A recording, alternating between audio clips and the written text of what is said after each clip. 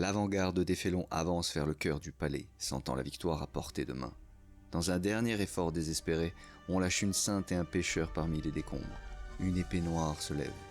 Au milieu du chaos, Jagatai Khan, le faucon de Chogoris, prépare une offensive audacieuse pour libérer l'astroport de la Porte du Lion.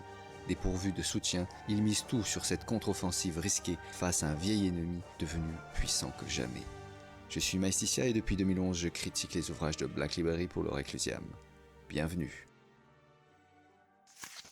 Salutations tout le monde, aujourd'hui je vais vous parler du tome 6 du Siège de Terra. Avec Le Faucon, écrit par Chris Wright et publié en octobre 2021 dans sa version originale. C'est la première et l'unique participation de cet auteur, malheureusement, à mon grand regret. La mine de rien, on arrive à un peu plus de la moitié en ce qui concerne le Siège de Terra, donc on se rapproche. Mais avant d'aller plus loin, sachez que les différents segments d'émission sont listés dans la description afin de vous épargner le spoil, notamment la prochaine qui est en fait la mise en contexte sur laquelle je vais revenir en décrivant un petit peu qu'est-ce qui s'est passé depuis le début et savoir quelle est l'implication des White Scars au moment du siège de Terra. Donc soyez avertis. Mise en contexte. Alors quelle a été l'implication de la 5e Légion depuis le début du siège de Terra ? Bien, on a eu deux passages avec deux sorties majeures notables. La première, elle était dans les Égarés, les damnés, et la seconde a été dans Saturnine. La première, c'était le Khan qui était incapable de rester derrière un mur à attendre que les ennemis arrivent, donc il allait porter le combat à l'extérieur, aux grandes dames de Rogaldorn évidemment. Donc ce dernier avait découpé à lui seul une quarantaine de Death Guard, et ils avaient notamment réussi à récupérer des informations sur le Dark Mechanicum et leur batterie d'artillerie. Le Primarque s'était fait blesser avec un poignard warpesque, mais le fait d'être protégé par le bouclier de l'empereur anti-warp, ça avait désintégré la lame. Là, à l'heure actuelle, on est toujours dans le stade où il y a encore un bouclier anti-démon, anti-warp qui protège beaucoup en fin de compte, parce que tous les princes démons, que ce soit Angron, que ce soit Mortarion et les autres, et maintenant Magnus, n'est-ce pas, ils peuvent pas passer tout simplement quoi. Donc, et les démons, la ribambelle de démons qui attend et qui bave, elle continue d'attendre et de baver, mais à l'extérieur de ce bouclier. Donc ça c'est aussi quelque chose d'important dans le contexte. Et dans Saturnine aussi, il y avait une sortie, il était à la tête de Motojet, et toujours pareil, frappe éclair, repli stratégique. Et voilà, donc ça c'est un peu ce qui s'est passé concernant les White Scars, donc peu de choses. Jusqu'à maintenant, c'est vraiment les Imperial Fists qui ont été au cœur de la défense loyaliste, et c'est logique.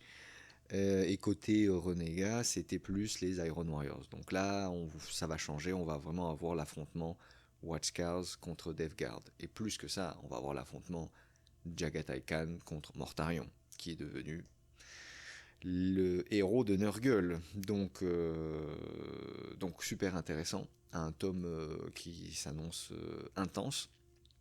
Et voilà, je pense qu'en termes de mise en contexte, c'est plutôt ça. Je pourrais revenir sur le thème, mais on va dire que le contexte actuel, c'est que ils ont perdu le spatioport, que le spatioport en fait qui avait été pris par Perturabo a été désormais déserté par les Iron Warriors. Ils se sont enfuis du siège de Terra.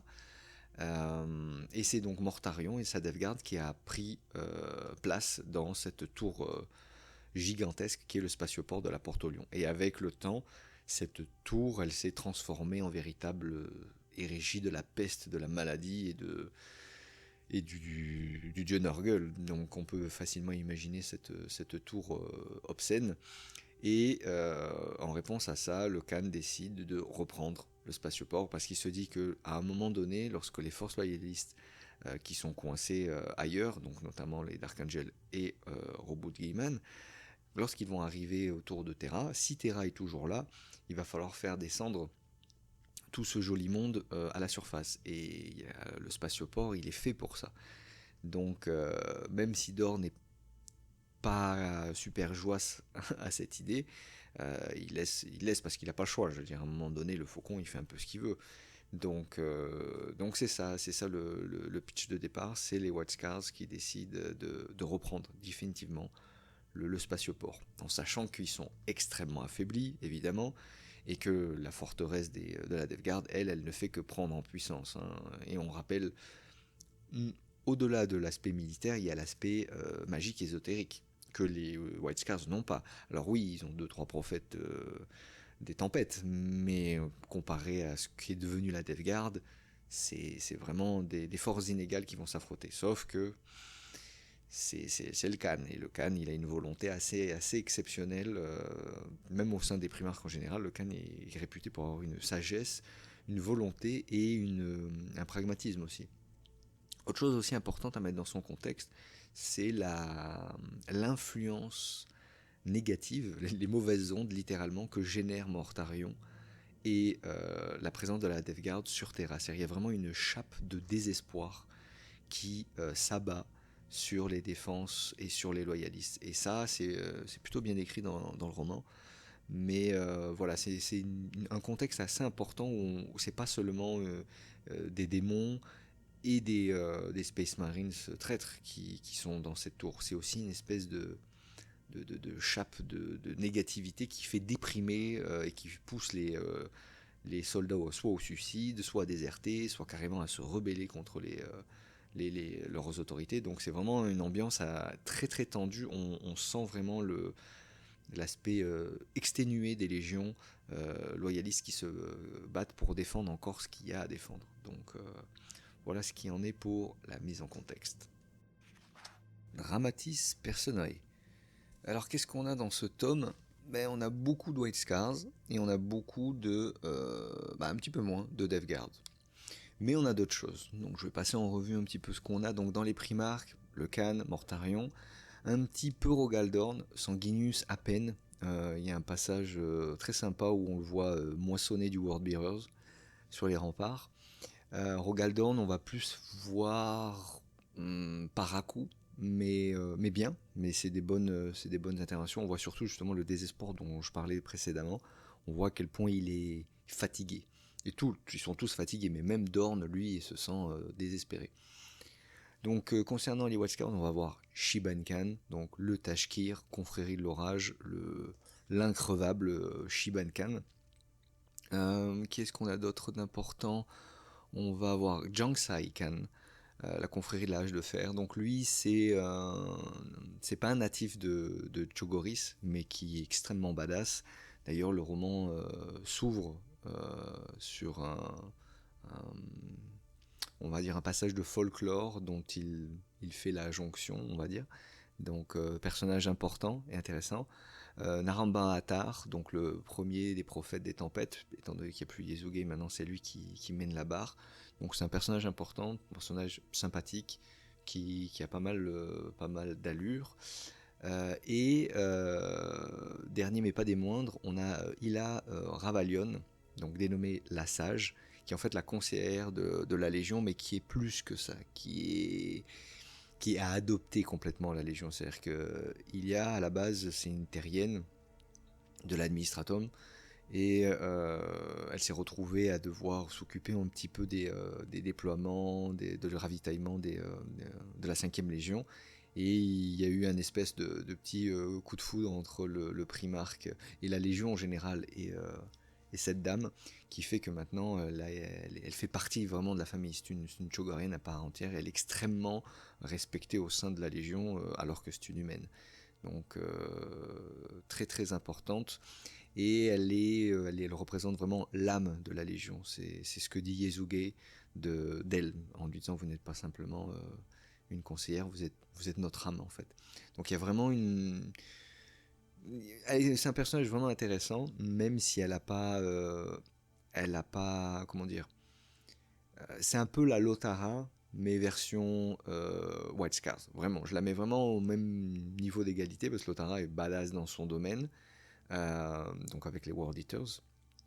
Mais elle a aussi son quota de badassitude et d'épicness, parce qu'on parle des White Scars. Hein. Les White Scars sont pas réputés pour être les plus tendres. Donc voilà, ça c'est concernant la 5e Légion. Les Imperial Fist, on va quasiment pas les voir, sauf sauf Sigismund, premier capitaine, maître des Templiers. Alors lui, il va vraiment avoir son moment de gloire, son quart d'heure de gloire, comme on pourrait le dire. Je rentrerai un peu plus dans le détail, mais on va dire que dans ce tome-là, Dorn lui lâche la grappe. Littéralement, il va arrêter de lui cracher dessus et il va lui laisser faire un peu sa croisade personnelle. Oui, on va voir du Sigismund, il va se battre aux côtés de Fafnir Ran. Mais voilà, Sigismund va vraiment avoir un rôle important dans ce tome. Disons qu'il marque une étape importante dans la mentalité et la psychologie de Sigismund et de ses Templiers. On va voir un petit peu de World Eaters, notamment Karn. Karn qui est l'élu. On va avoir ensuite la Death Guard, on va avoir un petit peu de Typhus, donc le premier capitaine. Il va avoir son rôle à jouer, mais en fin de compte, il est relativement effacé dans le roman. Il va essayer de reprendre l'Astronomican qui est détenu par Corswain, donc ça fait référence au tome précédent de Mortis. Donc voilà, on va avoir Keifa Morarg, donc l'écuyer du Primarque, excellent personnage. J'ai adoré ce personnage dans ce tome-là parce qu'il est très humain et il apporte vraiment je suis très empathique avec ce personnage, j'ai beaucoup de compassion pour lui parce qu'il sent les changements qui ont opéré au sein de la Death Guard et il aime pas ça, il aime pas ce qu'ils sont devenus. Donc très intéressant d'avoir ce paradoxe au sein de la Légion. On va avoir Zadal Crosus, l'apothicaire foufou, mais très sympathique à lire, qui est aussi un des visages de la Death Guard, donc assez important. C'est pas mal les deux importants, c'est donc Morarg, l'écuyer et Crosus qu'on va voir. On va voir un petit peu des Sons of Horus, alors eux par contre c'est la grosse blague. C'est intéressant, le peu qu'il y a de eux c'est intéressant parce que on voit qu'il y a des rivalités encore une fois au sein des Sons of Horus où il y a la vieille et l'ancienne école, ceux qui sont qui sont plus du côté de la Légion comme Abaddon, qui n'aime pas les démons et qui veut remporter des victoires militaires stratégiques comme à l'époque, et d'autres qui sont un peu plus corrompus, qui ont un peu plus sombré dans la magie, et qui au contraire vénèrent Horus Lupercal comme un dieu, littéralement, quoi. C'est un dieu. Donc il y en a quelques-uns, Baraxa, Arketa et Beroudin, ouais, qui vont avoir le destin qu'ils méritent, n'est-ce pas? Ensuite, on a les serfs de l'empereur. On va avoir un petit peu de Constantin Valdor, mais très peu, voire quasiment. C'est très succinct. Je rentrerai plus dans le détail dans le thème, mais sachez que Constantin Valdor va partir à la recherche de Basile Faux. Donc Basile Faux, c'est l'ancien détenu de la Pierre Noire, qui soi-disant avait un secret pour tuer tous les Space Marines et les Primarques en même temps. Sauf si c'est une trame scénaristique qui n'était pas très exploitée, pas très convaincante non plus. Après, on a l'équipage de l'Aïka 73. Donc ça, en fait, c'est un équipage d'un Lehman russe, d'un blindé, qui va faire partie de l'offensive qui est en train de préparer le Khan, en fait. Donc évidemment, il ne va pas y aller tout seul, il va réquisitionner beaucoup de véhicules, et on va suivre notamment cet équipage. Intéressant, ils sont 1, 2, 3, 4, 5, 6. Il y a le chef, il y a l'artilleur, il y a le tireur, il y a le conducteur, il y a le chargeur. C'est intéressant parce que on voit comment ça se passe à l'intérieur d'un Lehman russe, qui est apparemment un char qui est assez décrié au sein de leur conducteur, mais quand même intéressant, même si c'est une partie de l'intrigue, elle est quand même sympathique. Et concernant donc l'armée impériale, qui est-ce qu'on a? Ah oui, il y a une petite apparition de Katsuhiro. Bon, ouais, je vais m'arrêter là parce qu'il n'y a rien d'autre à dire là-dessus. Et donc dans les ruines du palais, donc vraiment à l'intérieur du palais, donc il y a du traître, il y a du Space Marines, maintenant il y a du Space Marines, hein. Il y a du Night Lords qui se balade tout seul, il y a de la Death Guard, il y a de tout mélangé. Mais il y a aussi Frati Killer, qui est devenue la Dame des Crânes, la Dame des Eaux, je crois que ça s'appelle, ouais, la Dame des Eaux, quelque chose comme ça. Et il y a aussi Garviel Loken qui va essayer de la retrouver et qui lui est devenu complètement solitaire et qui a repris les couleurs des Luna Wolves. Donc ça c'est badass. Et qu'est-ce qu'il fait? Bah, il fait vendetta sur vendetta, il se balade dans les ruines du palais, puis dès qu'il voit des ennemis, bah, il les déglingue. Ensuite, on a dans les Jamenais, on a le démon Vestige, ça c'est pas mal, c'est un démon qui va expliquer un petit peu comment s'est passée la corruption de la Légion, il va expliquer ça à l'écuyer de Mortarion, donc Morarg, intéressant, pas essentiel mais intéressant. Et puis après il y a toute une ribambelle qui est estampillée autre, donc on va avoir Erda, bon je ne me rappelle plus qui c'est, on a Lud, Actae, Alpharius, Grammaticus, Olperson et toute la bande Abono, c'est-à-dire toute la bande qui s'est enfuie de Kalt et qui essaye de rentrer dans le palais actuellement. On a un petit peu aussi du Malcador, mais rien que ça. Mais, invité surprise, on a, roulement de tambour, Erebus, le bras du destin. Alors ça m'a fait beaucoup sourire quand j'ai lu le Dramatis Personae avant d'attaquer le roman. Je me suis dit, qu'est-ce que cet enfoiré mijote? Qu'est-ce qu'il veut? Qu'est-ce qu'il nous veut? Bon, rassurez-vous, il n'y a rien d'exceptionnel. J'étais un petit peu déçu d'ailleurs à ce niveau-là, je reviendrai là-dessus. Mais voilà, donc pas beaucoup de personnages en fin de compte. Maintenant, c'est plus des groupes qu'on peut facilement isoler, donc des équipages à droite, à gauche et les légions en part entière. Mais en général, c'est assez succinct, donc vous n'allez pas vous perdre dans les personnages, ça c'est plutôt positif. Et il y en a beaucoup qu'on connaît déjà et d'autres qui vont être un peu plus approfondis. Honnêtement, le plus approfondi, ça va être Sigismund, même s'il n'y a pas tant de temps d'écriture sur lui. Il y a un gros changement qui va s'opérer, donc ça, c'est pas négligeable. Donc, voilà. Thème. Alors, dans le thème, il y a pas mal de choses. Donc, je vais vous parler de quoi parle le livre, ce que j'ai compris plus ou moins de l'histoire et les personnages qui sortent un petit peu du lot. Donc le thème, comme je l'ai dit un peu plus tôt, ça va être le désespoir, cette fameuse tour du spatioport qui a été complètement mutée en en une spire complètement grotesque, nauséabonde, infectée de miasmes, de marécages et je ne sais d'autres. Ça, c'est quelque chose que j'ai beaucoup aimé parce que ça donne un contexte, un lieu très précis en fin de compte. D'habitude, on nous explique toujours, ouais, on est en train de se battre à l'ouest du rempart de quelque chose, ou c'est un rempart, ça reste assez vague, on se l'imagine, mais sans plus. Tandis que là, ce spatioport qui avait déjà été très bien décrit par les autres auteurs, là, on le voit qu'il est muté. Donc ce thème de la corruption est vraiment présent dans ce roman, et donc celui du désespoir.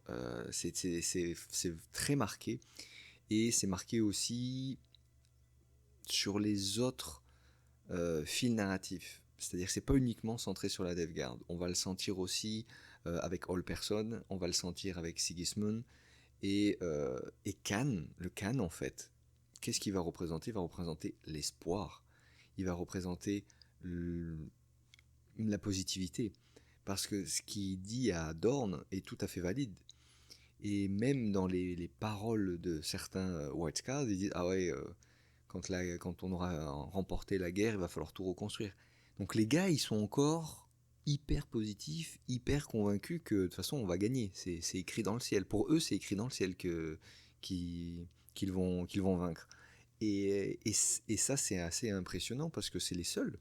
C'est les seuls à l'heure actuelle qui sont capables encore d'entrevoir non seulement l'espoir, mais la victoire derrière. Et le Khan, il symbolise tout cet espoir et, d'un certain côté, cette foi qu'il a en l'Imperium et, et en l'Empereur, de manière générale. Et c'est pour ça qu'il dit on va reprendre le spatioport. Mais à quel prix? Et ce prix est très élevé dans le sens où Dorn est le premier à lui dire les troupes que tu es en train de mobiliser pour reprendre le spatioport, elles pourraient être mieux employées à défendre le Sanctum Imperialis. Et alors il y a ceux qui sont pour, il y a ceux qui sont contre, c'est toujours pareil. mais en réalité, le Khan, il est pas dans la protection, il est dans la conquête. Mais il a cette espèce de foi qui le porte et qui est incompréhensible même pour l'ange. Même l'ange, il se dit, écoute, de toute façon, tu peux pas le retenir, donc laisse-le faire, quoi. Mais on sent que voilà, il y a une grosse partie des troupes White Scars qui vont être déployées ailleurs, alors qu'on en a besoin ici. Mais il s'arrête pas là, il va jusqu'à réquisitionner des véhicules, parce qu'il a une stratégie, le Khan. Hein, il va pas comme un sauvage. Euh, et la stratégie, c'est d'employer des véhicules blindés. Donc tous les blindés qui sont opérationnels, il va tous les récupérer. D'ailleurs, là encore une fois, Dorn va pas être content, mais Dorn il passe son temps à pas être content. Et là, et en plus, il est désespéré, donc il a tout pour lui, le pauvre. Et donc le Khan va récupérer des blindés. Et en plus de ça, il va mobiliser une plateforme continentale. Alors ça, au début, j'ai pas trop compris ce que c'était. Il me semble qu'il y a des allusions à ce type de vaisseau au début de la saga. Mais en gros, ce sont des plateformes continentales. Donc en fait, c'est des vaisseaux qui sont faits pour soit bombarder, soit protéger les planètes. Et en fait, lui, il va s'en servir de bouclier, tout simplement. Donc, il va protéger ses troupes, attaquer le spatioport et essayer de le reprendre. Donc, il y a vraiment une stratégie qui est mise en place. Il y a plein de personnages qui vont avoir leur rôle à jouer dans justement l'organisation et l'ajustement de ces préparatifs. Donc, ça, c'est quand même. Moi, j'ai trouvé ça intéressant et bien écrit. Ça, je reviendrai plus tard sur le style de l'auteur. Donc, ce qu'on comprend vraiment, c'est cette volonté qu'a le Khan de ne pas se laisser faire.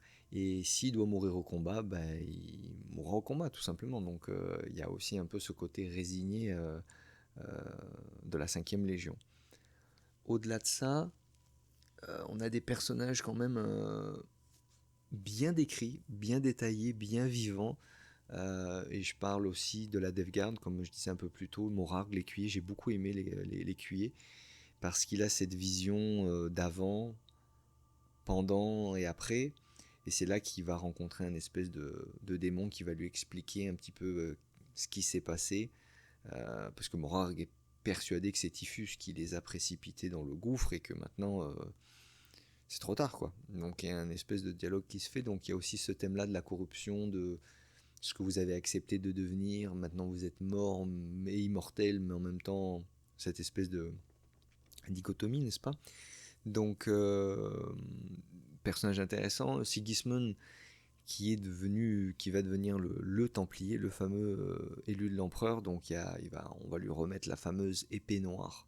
Alors, j'étais un petit peu déçu concernant cette remise d'épée noire parce que c'est quand même le champion de l'empereur, hein, c'est comme ça qu'il va être surnommé. Mais j'avais pensé à un peu plus de cérémoniel, voilà, un peu plus voilà, quelque chose d'un peu plus solennel pour la remise de l'épée noire. Or, c'est un espèce d'ambassadeur qui lui donne la. Bah, c'est un ambassadeur sigillite, c'est pas n'importe qui, on est d'accord. Hein, je me souviens plus son prénom d'ailleurs. Mais, c'est un petit peu rapide, quoi. C'était un peu dommage à ce niveau-là. En revanche, ce qui est génial, c'est qu'on voit vraiment le premier capitaine des Imperial Fist complètement shifté dans sa mentalité. C'est-à-dire que là, même plus un sourire, même plus une pensée égarée, il est mais à 100% dans son délire. Là, à l'heure actuelle, le devoir est au-dessus de tout. Mais encore une fois, il y a une notion qui revient, c'est la foi. C'est la foi en l'empereur, et évidemment, il repense à tout ce que Frati lui avait raconté par rapport à sa destinée, et il prend conscience qu'elle avait peut-être pas tort, et que du coup maintenant c'est devenu beaucoup plus que ce qu'il aurait pu jamais imaginer.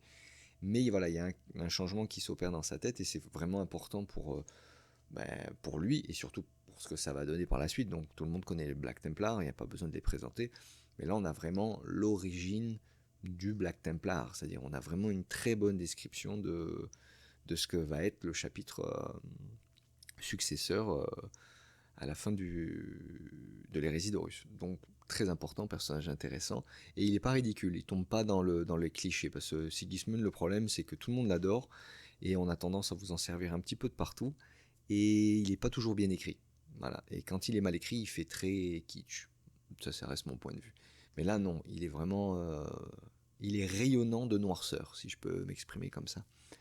Qu'est-ce qu'on a d'autre comme personnage? Non, c'est tout. On va avoir le fameux Crosus, donc l'apothicaire foufou côté Devgard, qui est pas mal, qui se balade avec des espèces de Nurglings sur les épaules, qui va lui permettre de communiquer justement avec Typhus quand ça va commencer à tourner mal, parce que ça va tourner mal.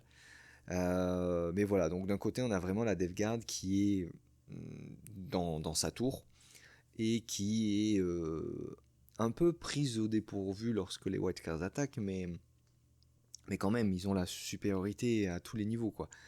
Sauf que ce qui pousse les White Scars, c'est une volonté de malade, quoi. C'est inimaginable. Donc vraiment, je pense que le thème principal, c'est la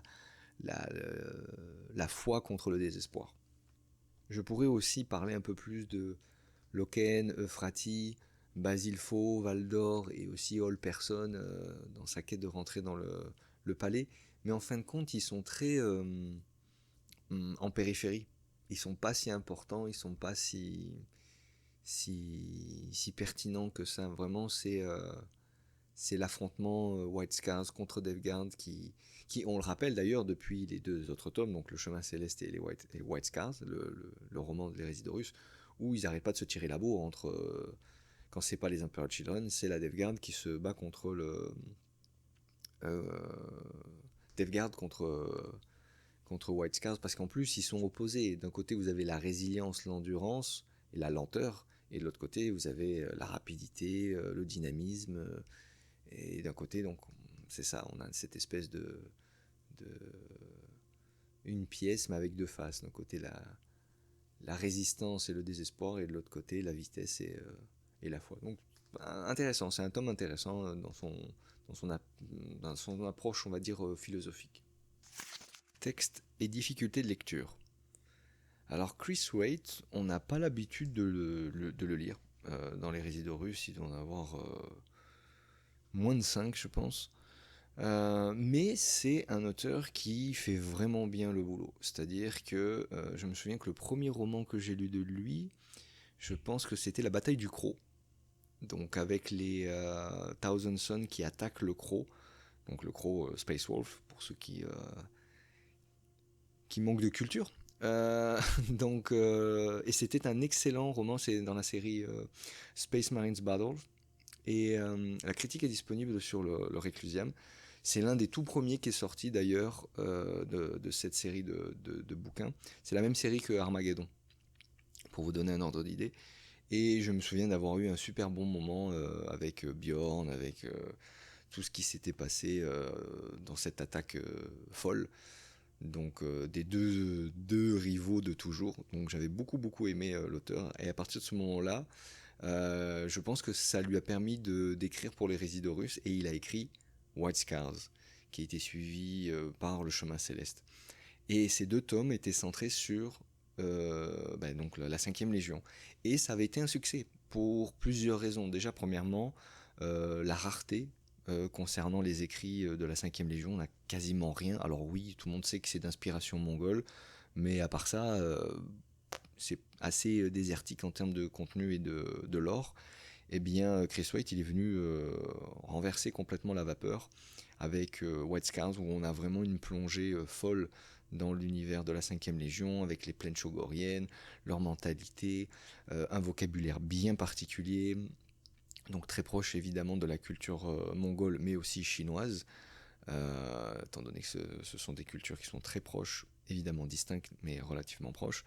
Donc ça parle de Dao, le langage utilisé est aussi très connoté asiatique. Mais c'est surtout la doctrine et la philosophie mongole qui est vraiment bien incarnée dans ses romans. Et donc c'est un auteur qui m'a tout de suite plu parce qu'il a réussi en fait à simplement à respecter et à interpréter fidèlement les White Scars. Et comment il a fait? Déjà en puisant beaucoup dans le folklore. Donc là, dans celui-là de Tom, le Faucon, il commence comme ça. Le roman commence par du folklore. Alors c'est un petit chapitre, mais ça met le ton. Ça veut dire, et d'ailleurs c'est ça que j'ai aimé, c'est que je me suis dit, j'espère que c'est pas juste un une petite dose de folklore pour nous dire ouais ça va parler des White Scars, mais en fin de compte on va pas les voir tant que ça. Non non, là c'est vraiment c'est une étiquette pour le roman qui va s'estampiller White Scars. Donc ça c'est très apprécié. Et puis c'est bien écrit. En général, Chris Waite c'est bien écrit, c'est dynamique. Il n'y a pas des descriptions de combat phénoménales. C'est pas un John French, mais je trouve qu'il est plus harmonieux. Il a des petites lacunes en termes de description. Des fois, les descriptions sont un petit peu longues et on s'ennuie un peu. Il y a aussi des lenteurs, il y a des passages où c'est lent et on a tendance à lire un petit peu plus vite. Mais je pense que c'est pas uniquement dû à son style d'auteur, parce que je pense que définitivement, évidemment, il y a sa plume qui est en cause, mais il y a aussi le fait qu'il est capable de donner des comment dire, des comment je pourrais appeler ça, des checkpoints d'excitation. C'est-à-dire qu'il est capable de vous donner envie de lire la suite et on a tendance à vouloir savoir ce qui se passe, tout simplement. Et cette attente, des fois, elle est un peu mal gérée par l'auteur et on perd un petit peu le momentum qui nous insuffle un ou deux chapitres auparavant. Donc des fois, ça peut être un peu frustrant. Je dirais que le premier tiers, c'est relativement calme, le roman est relativement mou, on pourrait dire, mais d'un autre côté, on est en train de nous expliquer comment se passe le siège actuellement. C'est-à-dire, donc, comme j'expliquais, Dorne qui est en pleine dépression, les révoltes à droite à gauche, et la mise en place de la riposte. Je veux dire, cette mise en place, elle prend du temps, donc, et il faut l'expliquer. Donc sinon, on perd aussi en pertinence. Je veux dire, c'est pas cohérent d'avoir une bataille épique si on ne sait pas comment elle a été préparée auparavant. Prenons par exemple Saturnine. Euh, Encore une fois, je ne vais pas rentrer dans les détails, mais tout ce qui se passe dans les souterrains, en fin de compte, c'est juste la l'ultime partie du roman où il se passe quelque chose. Le reste du roman, il se passe d'autres choses, oui, sur d'autres fronts, mais concernant justement cette fameuse attaque surprise, il y a une énorme préparation de la part de l'auteur de Dan Abnett. Il balance pas ça comme ça. Bon, bah là, c'est la même chose. Sauf que c'est le thème principal, c'est le spatioport. Donc, ça prend un peu de temps à démarrer, mais étant donné que c'est saupoudré par du folklore, des personnages vibrants, une ambiance atypique avec cette espèce de tour désespérante, etc. J'ai pas trouvé le roman relativement long. J'ai trouvé certaines longueurs, ça c'est indéniable, il y a des longueurs. Mais est-ce que ça nuit au roman? Pas tant, hein, parce que l'auteur il nous sert une pléthore de moments épiques, d'affrontements incroyables. Donc je spoil pas, mais on sait très bien que Jagatai va affronter Mortarion. Il y a Sigismund qui va affronter Karn. Il y a, non, il y a des choses vraiment importantes au-delà du fond. La forme, elle est très très bien, je trouve, très très bien décrite. Donc les combats sont bons, sans être exceptionnels. Les dialogues sont géniaux. Moi, j'ai beaucoup aimé les connexions qu'il y a entre les personnages. Donc ça, le fait d'avoir des bons dialogues, ben, ça fait que les chapitres, vous les lisez rapidement. Il n'est pas complexe, dans le sens où il n'y a rien de sorcier. Je veux dire, le roman est écrit pour tout le monde. Je veux dire, des fois, par exemple, quand on lit Dan Abnett, des fois c'est difficile de suivre de qui il parle. Il y a tellement de personnages. Et après, il a un style aussi d'Abnett qui fait qu'il faut bien s'accrocher pour le suivre. Là, avec Chris Waite, ça se lit hyper facilement, quoi. C'est agréable, quoi. Et c'est plus harmonieux qu'un John French. Voilà. Moi, j'aime beaucoup aussi John French. Pour ça, je le compare à John French, parce que John French, j'aime beaucoup son dynamisme et sa manière de jongler entre les trames, qui est un peu plus brutale. C'est plus segmenté, John French. Là, Chris Waite, il est beaucoup plus harmonieux, beaucoup plus. Il n'y a pas de gros jump entre les trames scénaristiques. Et là aussi, un point que j'aime beaucoup chez lui. Alors là, encore une fois, peut-être c'était son mandat et c'est pas lui qui en est responsable, mais les trames qui sont, on va dire, alternatives, donc je parle à All Person, je pense à Erda, je pense à Erebus, ce dont on en parle, et c'est pas too much. C'est-à-dire que vous allez avoir un ou deux chapitres sur 400 pages qui vont parler de eux. Alors que dans les romans précédents, je reparle encore de Saturnine, vous allez avoir plusieurs chapitres dédiés. Et est-ce que ça fait avancer la chose? Est-ce qu'on apprend beaucoup de choses? Pas tant. Donc là, il y a vraiment une économie de mots qui va être retransmise pour parler de la Death Guard, pour parler des White Scars. Et c'est ça qu'on veut, c'est exactement ça qu'on veut. Donc on a vraiment un roman centré sur ces deux légions, et c'est ça qu'on veut en lisant Le Faucon, quoi. Donc très agréable et facile à lire, vraiment facile à lire. Donc j'ai pas grand chose à dire. Donc comme je l'ai dit tout à l'heure, je reviens dessus, j'ai quelques lenteurs. Le début met un peu à démarrer, mais après c'est des belles scènes, et des fois c'est même pas des scènes d'action, c'est des scènes d'émotion, c'est des scènes de partage, c'est des scènes d'incompréhension, d'absurdité que les personnages ressentent, et non, c'est un bon mélange, je le trouve harmonieux, voilà. En termes d'écriture, je le trouve équilibré. Conclusion. Eh bien, c'est un tome excellent en plus d'être incontournable. Je vais pas rentrer dans les détails, je vais faire une vidéo concernant le siège de Terra et les spoils. Donc ici, je veux le garder vierge de toute déception. Mais voilà, ce qui se passe dans ce tome-là est très important. L'affrontement est génial. Ça va vraiment monter en pression jusqu'à la fin pour arriver à l'apothéose. C'est bien mené du début jusqu'à la fin. Encore une fois, avec des personnages intéressants, bien décrits. Euh, je le recommande aux gens qui aiment les White Scars en général. Je sais qu'on n'est pas nombreux, mais quand il y a du White Scars, on saute dessus. Donc celui-là, allez-y, c'est vraiment l'apothéose. Vous avez lu White Scars, vous avez lu Le Chemin Céleste. Bon, bah, celui-là, Le Faucon, c'est la Sainte Trinité, quoi. Vous arrivez vraiment à la quintessence de la 5e Légion, donc c'est génial. Mais pour les autres qui ne connaissent pas, ou qui se posent la question, est-ce que c'est des légions intéressantes, allez-y, foncez. L'affrontement est génial. Si vous connaissez pas les White Scars, vous allez les découvrir à leur top niveau. Et il y a la Death Guard en face, c'est pas n'importe qui. Donc la Death Guard, on la connaît un peu mieux. Et ses problèmes, on va dire, psychologiques sont vraiment mis euh, à rude épreuve dans ce tome-là, où on les voit, la moitié sont corrompus, les autres sont corrompus mais ne l'acceptent pas. Mortarion, on a toujours l'impression que c'est un peu qu'il est manipulé par Typhus, sauf qu'il y a les démons qui viennent rajouter leur grain de sel. Enfin bref, il y a vraiment beaucoup de thèmes intéressants qui sont abordés dans ce roman-là. Il y a aussi l'aspect Loken Euphrati, qui sont en train de devenir autre chose.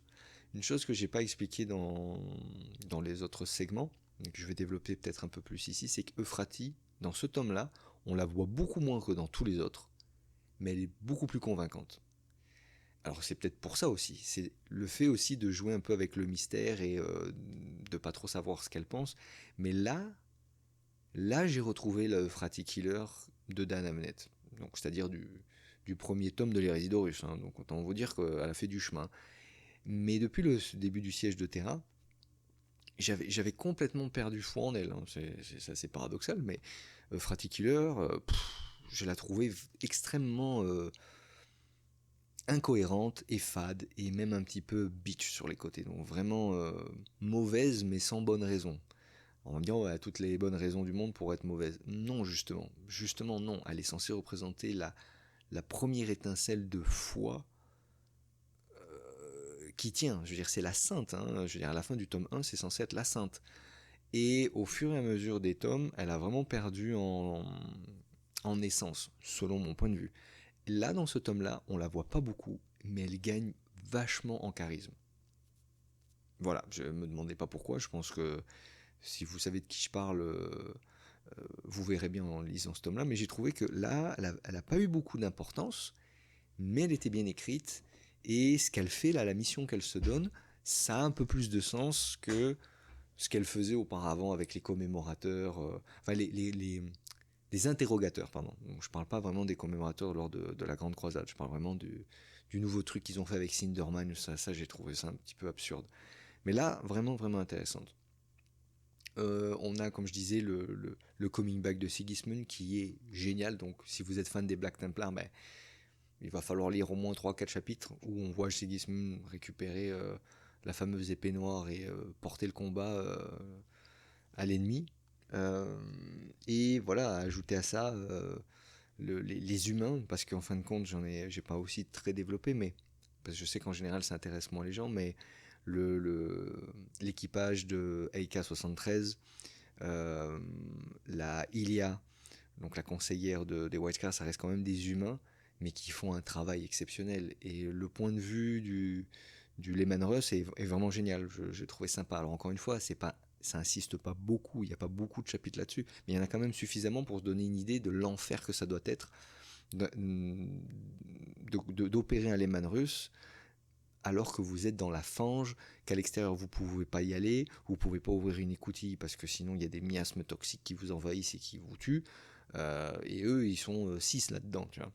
Donc voilà, il y avait plein de petites choses que j'ai trouvé bien distillées, amenées au bon moment, voilà. Voilà, il y a vraiment un équilibre, une harmonie de quand est-ce qu'on met de la bataille, quand est-ce qu'on met du dialogue, quand est-ce qu'on met euh, de la réflexion, quand est-ce qu'on met un peu de philosophie, quand est-ce qu'on met de... Voilà, je trouvais que c'était quand même bien distillé, même si, voilà, on peut reprocher certaines longueurs, notamment au début du roman. Mais moi, honnêtement, de mon point de vue, je lui mets 4.5. Parce que jusqu'à maintenant, je trouve que c'est le roman qui est le plus équilibré, c'est-à-dire qui nous met du badass, il nous met du lore nouveau, c'est-à-dire des choses nouvelles dont on voulait savoir comment ça se passe, il nous met des affrontements épiques, vraiment, que ce soit les primarques ou les premiers capitaines, c'est des affrontements épiques. Euh, et ça, il arrive à le faire avec du bon dialogue, des bonnes scènes d'action, et le tout en préservant l'authenticité de la 5e Légion, tout en préservant l'authenticité de la DevGuard, tout en préservant vraiment je sais pas s'il fait ça de façon naturelle ou pas, mais il y a vraiment une préservation de l'authenticité. Voilà, on a vraiment l'impression d'être avec des Space Mongols, tout simplement, quoi, ou d'être avec cette DevGuard qui est prise entre le pourquoi et comment. Et non, vraiment, c'est un tome que j'ai adoré. Jusqu'à présent, c'est celui que j'ai préféré. Il y en a d'autres que j'ai aimés, mais lui, pour l'instant, c'est mon coup de cœur parce que je pense que c'est celui que j'ai lu le plus rapidement possible. Celui que j'ai lu le plus rapidement, tout court. Et bon, peut-être aussi parce que le fait que j'aime bien les Wildcats, ça aide. Mais même, je le trouve harmonieux. Voilà. Et c'est pas le cas de tous les romans de l'hérésie d'Horus, déjà premièrement. Et du siège de Terra, je les trouve relativement inégaux dans ce qu'ils veulent narrer et de comment ils le narrent. Donc voilà, ça sera tout pour le Faucon de Chris Wright. L'émission touche à sa fin, j'espère qu'elle vous aura plu.